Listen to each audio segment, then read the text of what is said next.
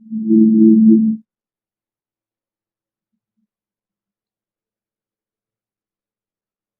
नमस्कार साथियों, हाउ कैसे हैं आप सभी लोग। आपका बहुत बहुत स्वागत है हमारे YouTube channel Shiv Upadhyay bio classes में। फ्रेंड्स, आज हम लोग बात करने वाले हैं क्लास 12 के लेक्चर नंबर 2 की बात करेंगे, जो कि principle of inheritance and variation हम लोगों ने पहला लेक्चर देखा था, जिसमें हमने एज ए इंट्रोडक्शन की बात किया था और कुछ इसमें हम लोगों ने बात किया था टर्मिनोलॉजी की। साथियों, उसी क्रम में हम आगे बढ़ने वाले हैं and today we will talk about the Mendelism. आज हम देखने वाले हैं कि मेंडलिज्म क्या है, मेंडल क्या है, मेंडल कैसे कैसे उन्होंने एक्सपेरिमेंट किया, कितने वर्ष तक अध्ययन किया, किस प्लांट पर क्या, कितने टू लाइन ब्रीड को उन्होंने देखा था, कौन से प्लांट मटर के थे जिसके कैरेक्टर क्या क्या थे, आखिर पी ही मटर क्यों चूज किया, ऐसे तमाम चीजों के विषय में आज हम लोग देखने वाले हैं। तो आइए आज हम लोग मेंडलिज्म की बात करते हैं। अपना नोट निकाल लीजिए आप लोग, और जो लिखाता चलूंगा इंपॉर्टेंट लिखते भी चलूंगा। क्लियर है? हेडिंग पढ़ा हुआ आप देख सकते हैं, मेंडलिज्म। आए क्लियर? आइए देखते हैं आगे, इसमें बढ़ेंगे। देखिए, एक प्रकार से ये एक one of most acceptable theory थी, है ना, एक्सेप्टेबल थ्योरी थी उसके लिए ऑफ हेरिडिटी। साथ में मैंने आपको बताया था कि हेरिडिटी के लिए सबसे इंपॉर्टेंट इन्होंने एक ऐसा अपना थ्योरम दिया था जो हेरिडिटी आपको पता होगा। मैंने आपको बताया था कि जो जेनेटिक्स होता है, जिसको बैटसन ने सबसे पहले बताया था, दो भाग में बांट दिया था, एक हेरिडिटी था, एक वेरिएशन था। Heredity means the parent's character as it is so in the offspring, but if any variation, in any degree of variation goes in the offspring from the parent is called the variation। वह पिता बेटे से अलग होगा, दो भाई हैं, दो भाई आपस में डिफरेंट होंगे, यानी ये जो वेरिएशन आपको दिखाई पड़ता है, जितने डिग्री में दिखाई पड़ता है, उसको वेरिएशन कहते हैं। तो हेरिडिटी के बारे में एज अ कैरेक्टर कैसे आगे जाते हैं, इसके विषय में सबसे पहले जॉन ग्रेगर मेंडल साहब ने दिया था, जो कि मेंडलिज्म के रूप में जाना जाता है। तो मैंने लिखा है कि it is the most of the acceptable theory for the heredity. Clear है यहाँ तक? आगे देखें हैं, इस थ्योरी को पॉस्टुलेट किसने किया था? Gregor Johan Mendel. इन्होंने क्या किया था बेटा? इस थ्योरी को पॉस्टुलेटेड किया था, यानी सबसे पहले शुरुआत किया था। ये ध्यान दीजिएगा, क्योंकि ये एक ऑस्ट्रियन के रहने वाले थे, वहां के एक मोंक थे, यानी आप लोग कह सकते हैं कि एक पादरी थे।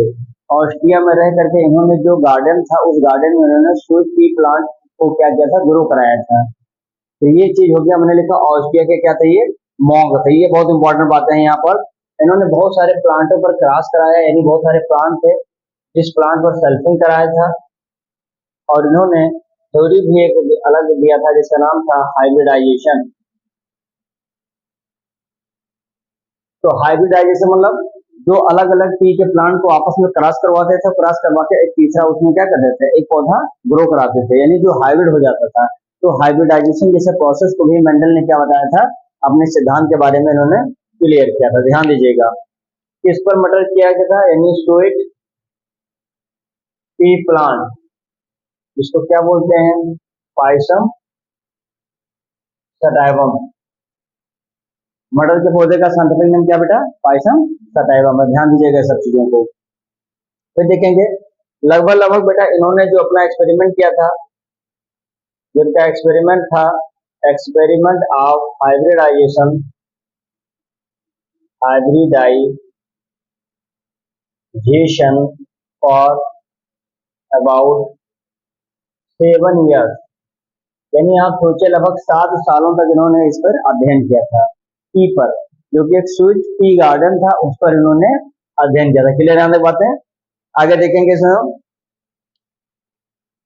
एक सबसे इंपॉर्टेंट बात होगा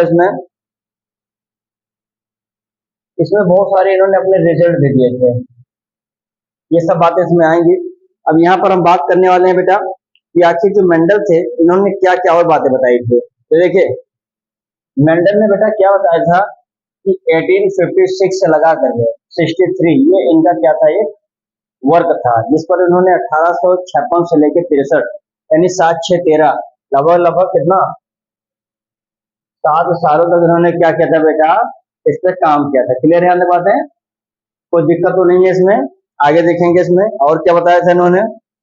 ये सब करने के बाद बेटा क्या होता था कि इनकी एक जो जिन्होंने एक्सपेरिमेंट किया था उसको उन्होंने बुक को पब्लिश किया था। कब किया था बेटा? 1865। यहाँ पर इन्होंने अपनी एक बुक को क्या किया था? पब्लिश किया था। समझ में आ गया आपको इतनी बातें? पब्लिश किया था। उसके बाद में आप देखेंगे दोस्तों, जब ये पब्लिश किए थे तब तो ठीक था, लेकिन इनके इस पब्लिश पर बहुत सारे अपवाद भी, विवाद भी थे। उस विवाद को हम लोग आगे देखेंगे इसमें, यानी जिस पे हम बताएंगे कि ये जो बेटे थे इसमें क्या हुआ। 1865 में बुक पब्लिश किया था, लेकिन जब ये काम कर रहे थे तो इनके द्वारा पी प्लांट पर जो किया गया था एक्सपेरिमेंट था, उस समय इनका कोई क्रेडिट इनको नहीं मिला था। ये क्रेडिट नहीं मिला था, और इनके क्रेडिट न मिलने की वजह से लगभग सन 1900 में, मतलब जैसे होता कि एक साइंटिस्ट होता है जब अपनी बात रखता है तो और जो उस बिरादरी के साइंटिस्ट होते हैं उनको लगता है कि ये गलत कर रहा है, तो इनको कोई तकलीफ नहीं थी। लगभग इनके 1600 साल बाद, 1600 साल बाद जब ये डेथ हुई थी इनकी, यानी 84 में लगभग, हाँ, फिर 1600 साल बाद यानी सन 1900 में इसे क्या हुआ, 84 में बेचारे ये हुए खत्म। देखिएगा मैं बता देता हूँ यहाँ पे। देखिए ये जो डाइड हुए थे, मरे थे बेटा कब? 1884, 84 में मरे ये। ठीक, तो देखिए इसके लगभग 16 ईयर्स बाद, 16 साल आफ्टर, जब 16 साल बीत गए, कब पहुंच गई ये? सन 1900 में पहुंच गया। तब हुआ क्या, इनके थ्योरी पर लोगों ने रीडिस्कवर कर दिया। क्या किया? रीडिस्कवर्ड हुआ। अब ये रीडिस्कवरी कर दिया गया। अलग अलग देश के वैज्ञानिकों ने कहा चलो मेंडल ने जो बात बताई थी लाओ उस पर डिस्कवरी किया जाए, तो डिस्कवरी किया। इस पर कौन कौन साइंटिस्ट इसमें जिम्मेदार थे मुख्य रूप से अगर देखा जाए तो बेटा, तो इसमें कार्ल कोनिस थे, कार्ल कोरेन साहब थे, जो कि आप देखेंगे जर्मनी के रहने वाले थे। कहाँ के थे ये? जर्मनी के रहने वाले थे। फिर देखेंगे चूंकि इन्होंने मेज पर एक्सपेरिमेंट किया था अपना, तो दूसरे नंबर पर जो आते हैं बेटे इनका नाम क्या है? Hugo de Vries. क्या नाम है? ह्यूगो डी वेरिज, जिन्होंने हॉलैंड के रहने वाले थे। कहाँ के थे ये? हॉलैंड के थे। और एक्सपेरिमेंट किस पे किया था? एक फ्लावरिंग प्लांट था जिसका नाम था प्रीमेरोज। इन्होंने इस फ्लावरिंग प्लांट पर एक्सपेरिमेंट किया था। और तीसरे जो वैज्ञानिक थे, और ये जो तीसरे वैज्ञानिक थे बेटे, इसमें आप देख सकते हैं किस तरह से यहाँ पर सनमार्क आएंगे। ईवी सरमैक, ये जो थे टी साइलेंट है यहाँ, सरमार्क, ठीक है ना। ये ऑस्ट्रिया के रहने वाले थे। कहाँ के थे ये? ऑस्ट्रिया के थे। और इन्होंने भी बहुत सारे एक्सपेरिमेंट किए थे डिफरेंट फ्लावरिंग प्लांट पर। तो डिफरेंट डिफरेंट फ्लावरिंग प्लांट पर इन तीनों ने मिलकर के एक एक्सपेरिमेंट किया, ये पता करने के लिए कि क्या मेंडल ने जो अपना डिस्कवरी दिया था क्या वो सही था। आखिरकार बाद में जब इन्होंने अध्ययन किया तो पता लगा कि नहीं, जो मेंडल चाचा ने कहा था वो बिल्कुल हकीकत था। सोचिए आदमी के जिंदा रहने पे कोई क्रेडिट नहीं मिला, मर जाने के बाद 84 में इनको सोचिए मिला 16 साल बाद जब मर गए। जब इन साइंटिस्टों ने अपना दया भाव दिखाते हुए ये सोचने लगा कि लाओ देखा जाए कि क्या बातें सही थी, तो 16 बाद जब मरने के 16 साल बाद पता लगा कि जी मेंडल ने जो बात बताया था बिल्कुल करेक्ट बताया था। और मेंडल की बातें जो थी हाइब्रिडाइजेशन के प्रोसेस में ये सब सही होती थी। बशर्ते जब मेंडल ये काम करे थे बेटा, तो यहाँ पर इन्होंने देखा था कि इनको कहा था कि कुछ ऐसे कैरेक्टर होते हैं, कुछ ऐसे लक्षण हैं या कुछ ऐसी बातें हैं जो माता पिता से बच्चे में ट्रांसफर होती हैं। तो उस कुछ ऐसी चीजों को, यानी इन्होंने समथिंग बताया था। क्या बताया था? समथिंग। समथिंग इनके हिसाब से ये था फैक्टर, क्योंकि बाद में इस फैक्टर को कन्वर्ट कर दिया गया किसमें? जीन में बदल गया था। तो उस समय जीन की खोज नहीं हुई, तो उस समय इन्होंने एज अ इनहेरिटेंस कुछ पॉइंट्स थे जो ट्रांसफर होते हैं पेरेंट टू ऑफस्प्रिंग में, उस समथिंग का नाम दिया था बेटा, क्या था? फैक्टर था। समझ में आ गया? तो फैक्टर को बाद में जीन में रिप्लेस कर दिया था, क्योंकि जोहानसन साहब ने जीन के विषय में काफी चीजें बताने का काम किया है। और बहुत सारे अपने को थ्योरम में, थ्योरी देखने दिया था इन्होंने। बहुत सारे थ्योरी थे जो आपको बताया था। मेन मेंडलिज्म के दो थ्योरी अगर यहाँ पर मैं लिख देता हूँ, लिख लेंगे लॉ ऑफ सेग्रीगेशन। क्या हो जाएगा भाई? लॉ ऑफ सेग्रीगेशन बता देंगे, और law of independent assortment, independent assortment. ये दो थ्योरी सबसे पहले हम कह सकते हैं कि मेंडल के द्वारा दिया गया उस समय। और इन्होंने एक बात और यहाँ पर बताई कि मैं लिख देता हूँ, जो मेंडल थे, मेंडल ने पब्लिश किया, मेंडल ने पब्लिश किया अपने वर्क को, इसमें इनहेरिटेंस ऑफ कैरेक्टर, तब क्या था 1865। बहुत सारे इसमें अपने कार्ड दिए थे जिन्होंने ये बात बताया, ठीक है।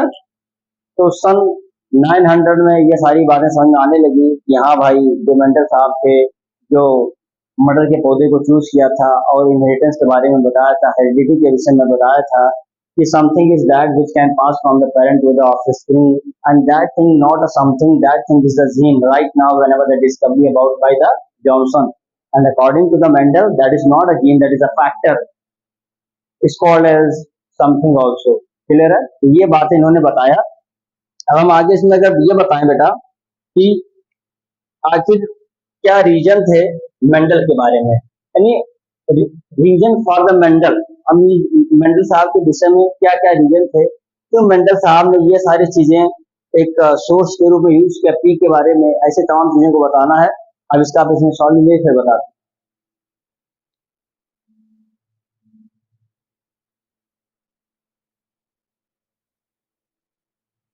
चलिए बेटा आगे देखेंगे। क्योंकि मेंडल साहब जो 1822 से लगा के 1884 में इनका लाइफ जीवन काल है, यहाँ से लगा के इतना तक जुलाई 22 को इनका जन्म हुआ था। ऑस्ट्रिया में रहने वाले थे, वहां से निकल करके इतने बड़े पादरी के रूप में, मॉन्क के रूप में इन्होंने स्थापित किया। विज्ञान के क्षेत्र में यानी जेनेटिक्स के क्षेत्र में अपना नाम किया, हेरिडिटी जैसे वेरिएशन जैसे चीजों को बताया। और फिर उसके बाद में आप देखेंगे हाइब्रिडाइजेशन जैसे प्रोसेस को बताया, पी प्लांट पर एक्सपेरिमेंट किया। दोस्तों हाइब्रिडाइजेशन एक प्रोसेस आएगा जो मेंडल ने दिया था, वो है क्या उसे बताता हूँ। कुछ नहीं, वो दो तीन पॉइंट है जिसमें इन्होंने अपनी मैथमेटिकल स्टैटिकली सबसे फर्स्ट टाइम मैथमेटिक्स को यूज करके इन्होंने पूरे के पूरे हर सालों का एक रिजल्ट डिटेल क्या करते थे, कलेक्शन करते रहते थे। और वहां से इन्होंने सेल्फिंग करते हुए बहुत सारे एक्सपेरिमेंट, बहुत सारे रिजल्ट बताया। तो देखिए इसमें सबसे पहले अगर मैं बात करूं कि इन्होंने जो हाइब्रिडाइजेशन एक्सपेरिमेंट किया था, उस हाइब्रिडाइजेशन एक्सपेरिमेंट के बारे में तो देखिए इसमें सबसे पहले ये होगा कि use of mathematics and and statistics. इस सबसे पहले ऐसे साइंटिस्ट है जिन्होंने मैथमेटिक्स को यूज किया था और सारे के सारे वर्षों का पूरा रिजल्ट एक डिटेल क्या करते थे, कलेक्शन बना देते थे। जैसे मान लेते कि पूरे साल का हिसाब आपसे कोई पूछे तो आपके पास कोई रिजल्ट या कोई कह सकते हैं कोई डॉक्यूमेंट होना चाहिए जिसमें आप लिखे रहिए रजिस्टर में, यहाँ साल इस साल का इतना रिजल्ट आया है। ऐसे ही हर सालों का एक डिटेल, एक रिजल्ट जो होता था, मेंडल ने सबसे पहले यूज किया था, जिसको मैथमेटिकली और स्टैटिस्टिकली यूज किया था। क्लियर है? यहाँ पहला हाइब्रिडाइजेशन में किया था। फिर अगर मैं बात करूं बेटा इसमें दूसरा, check result, check results by, अभी जो मैंने बताया था, बाय रिपीटिंग सेल्फिंग। भाई बहुत बार सेल्फ कराना, यानी सेल्फिंग क्रॉस करवाते करवाते करवाते करवाते इतना ज्यादा बेहतर तरीके का रिजल्ट गेन किया जो कि होमोजाइगोसिटी को भी क्लियर करता था। ये बात हो गया। तीसरा था, इन्होंने एक लार्ज सैंपल साइज का क्या किया था, प्रयोग किया था। छोटा सैंपल नहीं था, एक बहुत लार्ज सैंपल था जिसको यूज करके मेंडल ने अपनी बातें की प्लांट पर भी और हाइब्रिडाइजेशन जैसे प्रोसेस पर क्या किया था, एक्सप्लेन किया था। क्लियर यहाँ तक बात है? आगे देखेंगे बेटा। अगर मैं थोड़ा आपको यहाँ पर एक नोट बताऊं तो नोट भी काफी इंपॉर्टेंट ही रहेगा, क्योंकि हम जो आपको बताएंगे काफी हर जगहों से बहुत ही अच्छे अच्छे लेवल के क्वेश्चंस भी यहाँ से तैयार कर सकते हैं। देखो नोट में बेटा अगर मैं बताऊं यहाँ से तो बताएंगे वही बात जो भी लिखाया था, समथिंग बीइंग स्टेबल पास्ट इन अनचेंज्ड मैनर जो बदलता नहीं है, कहाँ से, from parent two of spring, ठीक है ना। ये हम कह सकते हैं प्रोजनी। प्रोजनी मेंडल कार्ल क्या नाम दिया था, मेंडल ने इसका नाम क्या दिया था, फैक्टर। जो बिना चेंज करके एक जनरेशन से माता पिता से बच्चों में बदलता है जाता है, उसको फैक्टर कहा था मेंडल ने। लेकिन आप देखेंगे जिसको, यानी सबसे पहले उन्होंने यूज किया था समथिंग, यानी कि समथिंग का नाम क्या दिया था मेंडल ने, फैक्टर। बाद में आप देखेंगे बेटा कि ये जो फैक्टर था, यानी जो समथिंग यानी फैक्टर मेंडल ने दिया था, उसकी कुछ क्वालिटी थी। यानी ये फैक्टर जो होता था, ये दोस्तों होता कैसा था, तो बता देंगे इसमें ये कैसे था, डिस्क्रीट थे। डिस्क्रीट यानी मिलते नहीं थे, बदलते नहीं थे, सेम होते थे, चलते रहते थे डिस्क्रीट मैनर में, हमेशा पेयर में पाए जाते थे, जोड़े में होते थे। ये हमेशा कैसे थे, कंट्रोल ट्रेट थे, कंट्रोल ट्रेट थे, ये ध्यान दीजिएगा। और अगर तीसरा मैं बताऊं यहाँ पे, not show blending, not show blending, ठीक है। और यहाँ पर एक और अगर बताना चाहूँ मैं, बता देंगे बस यही रखिए। इतनी सारी बातें अगर किसी फैक्टर में उस समय मेंडल ने बता दिया था कि जो भी फैक्टर है, जो भी एक जनरेशन से दूसरे जनरेशन में जा रहा है, वो डिस्क्रीट है, ये बिना बदले जा रहा है, हमेशा जोड़े में जाते हैं, पेड़ में है, और ये कंट्रोल ट्रेट है। जो कंट्रोल ट्रेट कैसा करता है, जो कि कंट्रोल करता है पूरे क्वालिटी को। तीसरा है, चौथा बता देंगे, नॉट शो द ब्लेंडिंग, कोई भी जैसे ब्लेंड, देखो दो चीजें हैं तो मिलती नहीं, ये पेड़ में है, अगर ये दोनों साथ में जाए तो ऐसा नहीं होगा कि ये साथ में चिपक जाएंगे, ब्लेंड नहीं करेंगे, मैच नहीं करेंगे, यानी अलग रहेंगे। तो ये चीजें फैक्टर में पॉसिबिलिटी होती है, जो मेंडल ने बताया था। बाद में इसी फैक्टर का नाम दोस्तों क्या पड़ गया था, जीन। ये कब बना था, लेटर ऑन, बाद में नाम क्या पड़ गया इसका, जीन पड़ गया। तो अब ये जीन, बहरहाल जोहानसन ने इसके बारे में बताया भी अच्छे से है, तो जीन मेरे हिसाब से आपको कंफर्म हो गया होगा, ठीक है। अब इसमें मैं आपको बताता हूं कि आखिर पी प्लांट ही क्यों, ठीक है। देखो पी प्लांट जो थे, पी प्लांट, पहले मैं आपको ये बताऊंगा, ध्यान से देखिएगा। इस पी प्लांट में बेटा आपको ये समझना है कि इसमें 7 पेयर कैरेक्टर्स होते हैं, ठीक है ना। यानी इसमें 14 ग्रेड ट्रू लाइन, है ना, 7 पेयर कहिए या 14 पेयर ट्रू लाइन होते थे। ये बातें सबसे पहले मेंडल ने बताया था कि जो जितने भी मटर के पौधे होंगे, 7 प्रकार के उसमें कैरेक्टर होंगे, और 7 दूनी 14, क्योंकि जोड़े में होते थे तो 7 दूनी 14, 14 कैसे होंगे, ट्रू ब्रीड लाइन होंगे। वो कौन कौन से कैरेक्टर थे सातों, इसका नाम जरूर मैं लिखूंगा, आप भी समझते रहेंगे, यहीं पर मैं लिख देता हूँ। देखो पहला तो ले लेंगे बेटा, फ्लावर का कलर ले लीजिए, फ्लावर का कलर ले लीजिए। अगला ले लीजिए, या ऐसा करिए, प्लांट की हाइट ले लीजिए, प्लांट की हाइट, फ्लावर का कलर ले लीजिए, है ना। फिर चाहिए तो जो पॉड है, पॉड का कलर ले लीजिए। फिर ले लीजिए आप सीड का शेप, फिर ले लीजिए आप पॉड का शेप, फिर आप फ्लावर की पोजीशन ले लीजिए। इतनी सातों कर, देखो 1 2 3 4 5 6 चाहिए बेटा का, हाँ, सीड का शेप हो गया, ठीक है, पॉड का शेप हो गया, ये भी सही है, फ्लावर का पोजीशन हो गया, कहाँ छोड़ रहा है भाई, फ्लावर देखो, प्लांट की हाइट ठीक है, फ्लावर का कलर भी सही लग रहा है, पॉड का कलर ये भी सही है, सीड का कलर छूट रहा है शायद, देखो यहाँ पे, ये यहाँ पे ले लेंगे सीड का कलर। देखो ये पता चल जाता है कि जो चीज छोटा थोड़ा वो लगने लगता है आभास कि हाँ यहाँ पर कोई दिक्कत आ रहा है। तो दोस्तों देखिए, जो पी का प्लांट था, उस पी के प्लांट में ये सारी क्वालिटी मेंडल ने देखा था कई वर्षों तक जब अध्ययन किया कि पौधे की लंबाई, एक होती पौधे की लंबाई कैसे होगी भाई, एक होगा लंबा यानी एक टॉल हो सकता है, एक ऐसा होगा डॉर्फ बौना हो सकता है। एक कैसा बना दे, फ्लावर का कलर ले लीजिए, तो एक हो जाएगा बेटा कैसा, पर्पल ले सकते हैं, और दूसरा व्हाइट कलर का भी लिया जा सकता है, ठीक है। तो देखेंगे पॉड का कलर यानी इसका कलर ले लेंगे, तो पॉड का कलर कैसा बना देंगे हम लोग, ग्रीन लीजिए, येलो लीजिए, ग्रीन या फिर येलो, ये हो जाएगा। तो देखेंगे सीड का कलर इसके वाले का कहाँ गया, ये सीड कलर ये है। तो सीड के कलर में बेटा अगर आपसे पूछा जाएगा तो कहिए येलो या फिर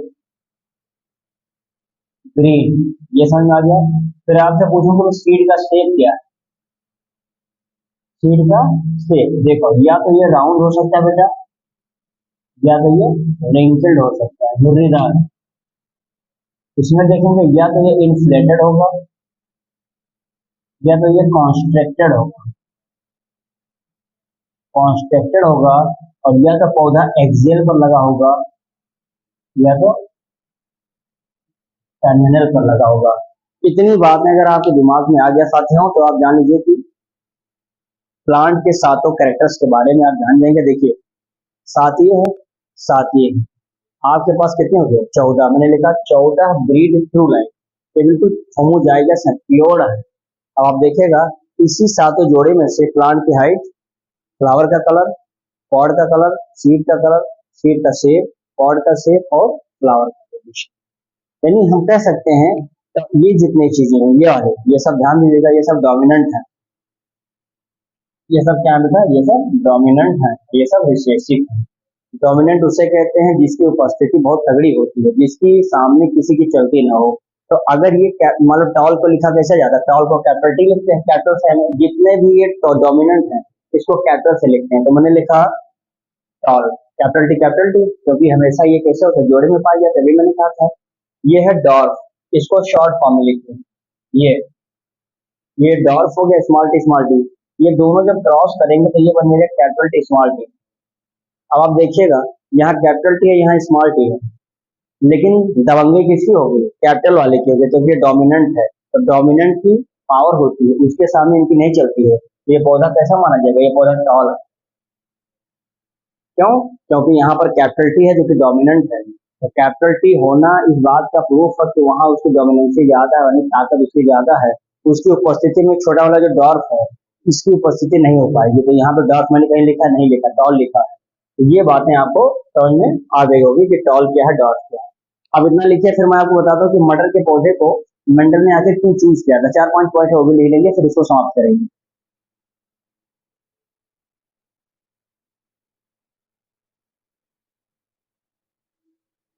चलिए दोस्तों, इसमें मैं आपको लिख दिया हूँ, देखिए लिखा है कि why the Mendel selected the P plant, आखिर मेंडल ने पी प्लांट को क्यों सिलेक्ट किया।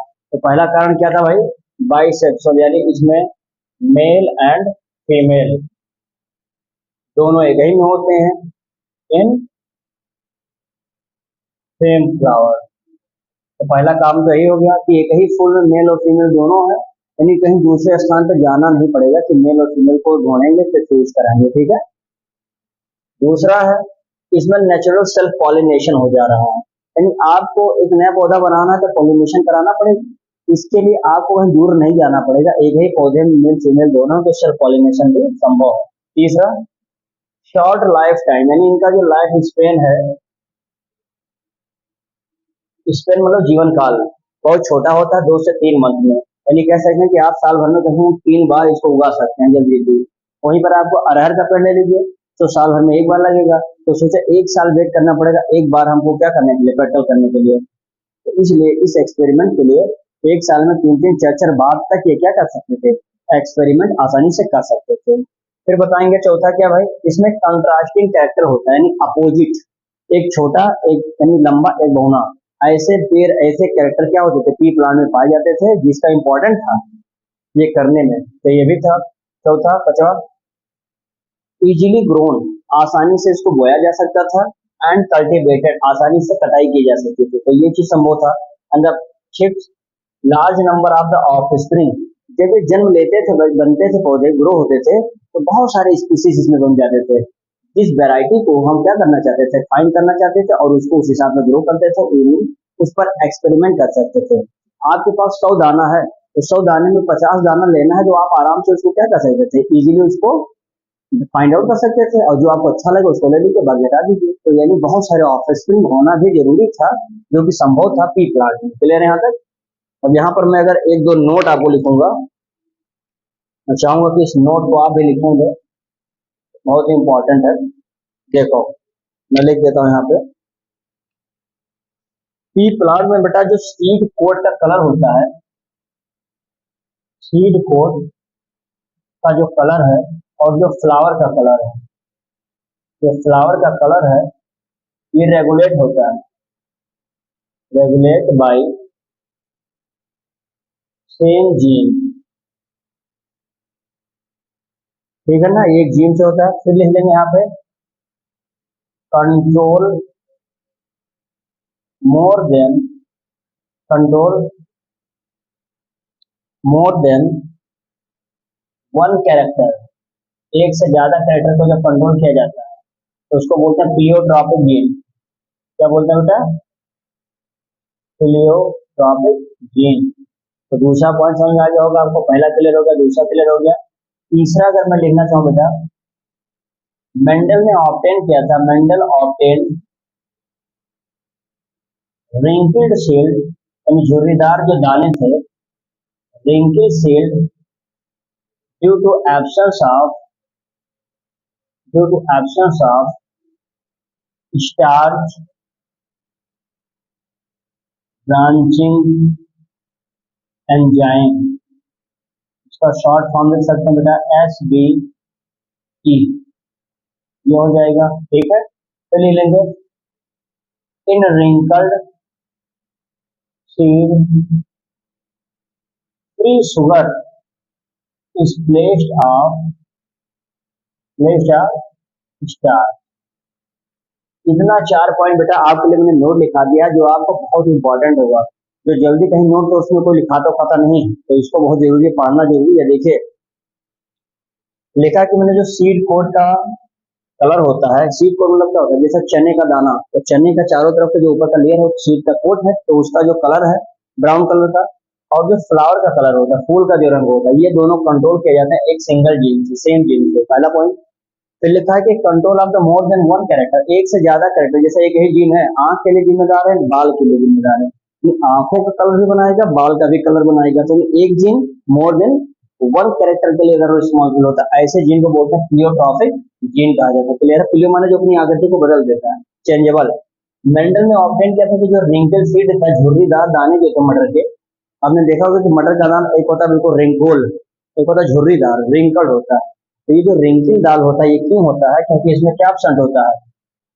स्टार्च ब्रांचिंग एंजाइम, जिसका नाम है SBE, इंपॉर्टेंट है। फिर देखेंगे इन रिंकिल सीड क्या होता है, फ्री सुगर जो होता है ये प्लेस्ड होता है ऑफ द स्टार्च, इससे बदल जाता है, स्टार्च से बदल जाता है। तो ये सारी चीजें आपके लिए बहुत इंपॉर्टेंट पॉइंट था। आई होप कि आपको मजा आया होगा, समझ में आ रहा होगा, है ना?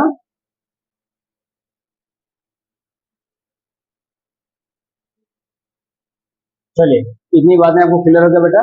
अब एक लाइन में आपको बता देता हूँ कि जो मेंडल साहब थे इन्होंने ये सब एक्सपेरिमेंट करने के लिए एक प्रोसेस किया था जिसका नाम था इमेस्कुलेशन, आर्टिफिशियल हाइब्रिडाइजेशन। आपको पता होगा जब आर्टिफिशियल हाइब्रिडाइजेशन करते हैं तो हम उसके लिए क्या करते हैं, रिमूवल ऑफ एंथर, जो बाइसेक्सुअल फ्लावर होता है जिसमें मेल और फीमेल दोनों होते हैं। देखिए मैं यहाँ पे बता भी देता हूँ बेटा, जो बाइसेक्सुअल फ्लावर होता है यानी मेल फीमेल दोनों है, बाइसेक्सुअल फ्लावर से क्या करता है, रिमूव करना, रिमूवल किसका, ऑफ एंथर, इसलिए ताकि आर्टिफिशियल या क्रॉस पॉलिनेशन किया जा सके। बहुत सारे सेवरल ब्रीडिंग थ्रू लाइन में किया जाता है, सेवरल ब्रीडिंग पीलाइन। ये बहुत सारे मटर के पौधे में जो ब्रीडिंग अवस्था में थे उनमें क्या किया था, ये सारे प्रोसेस किया था, जिसमें इन्होंने बाइसेक्सुअल फ्लावर से रिमूव कर दिया था। क्या, एंथर को रिमूव करते हैं, इसलिए किया था बेटा, removal of anther in sexual flower. ध्यान दीजिएगा, यानी कि ये हम क्या कर रहे हैं, प्रिवेंट करते हैं, रोकने के लिए प्रिवेंट करते हैं बेटा। जिस चीज में हम लोग बात करेंगे प्रिवेंट ऑफ सेल्फ पॉलिनेशन। भाई एक ही फूल में मेल फीमेल दोनों हैं, हम एंथर को निकाल देंगे, अब आपस में वो क्रॉस नहीं कर पाएंगे। यानी कि जब हम लोग इमेस्कुलेशन करते हैं, यानी कि रिमूवल ऑफ एंथर करते हैं, तो कहीं ना कहीं सेल्फ पॉलिनेशन को क्या करते हैं, रोक देते हैं। और बाद में इसको क्या कहते हैं, बैगिंग करते हैं। बैग यानी एक बैग में डाल देते हैं, बाद में इसको क्या कहा जाता है भाई, इमेस्कुलेशन जब हो जाता है, इमेस्कुलेशन जब हो जाता है तो उसके बाद में आप देखेंगे हम लोग इसको क्या कहते हैं बेटा, बैगिंग करते हैं। और बैगिंग जब हो जाता है तो बाद में इसको टैगिंग भी करते हैं। और इस प्रकार से हम अपने डिजायर के अनुसार एंथर को कलेक्ट करते हैं और ला करके यहाँ पर क्या करते हैं, स्प्रे करते हैं। और ये फूल, जैसा मान लेता हूँ बेटा कि ये फ्लावर है, देखो ये मान लेता हूँ कि ध्यान से देखिएगा, मैं आपको यहाँ पर हाइब्रिडाइजेशन, ये जो आर्टिफिशियल हाइब्रिडाइजेशन समझाऊंगा। ये फ्लावर है जिसमें ये मेल है ये फीमेल है, दोनों है एक ही फूल में, इसको बाइसेक्सुअल फ्लावर कहते हैं। मैं चाहता हूँ कि ये दोनों आपस में रहेंगे तो आपस में सेल्फ पॉलिनेशन कर लेंगे, तो क्यों ना हम सेल्फ पॉलिनेशन को रोक दें। और रोकने का तरीका क्या है, इस फ्लावर का जो मेल वाला भाग है इसको निकाल लीजिए, फॉर्सेप की मदद से इसको निकाल लिया, आपने बाहर कर दिया, बचा क्या, फीमेल वाला। अब जब आपने फ्लावर में से मेल को निकाला, एंथर को निकाला, तो इमेस्कुलेशन हो गया, ताकि सेल्फ पॉलिनेशन को हमने प्रिवेंट कर दिया, रोक दिया। अब हम क्या करेंगे बेटा कि इसको एक बैग में डाल देंगे, इसे बैग में रखा, बैगिंग कर दिया, फिर हम इसको रस्सी से बांधेंगे, टैगिंग कर देंगे।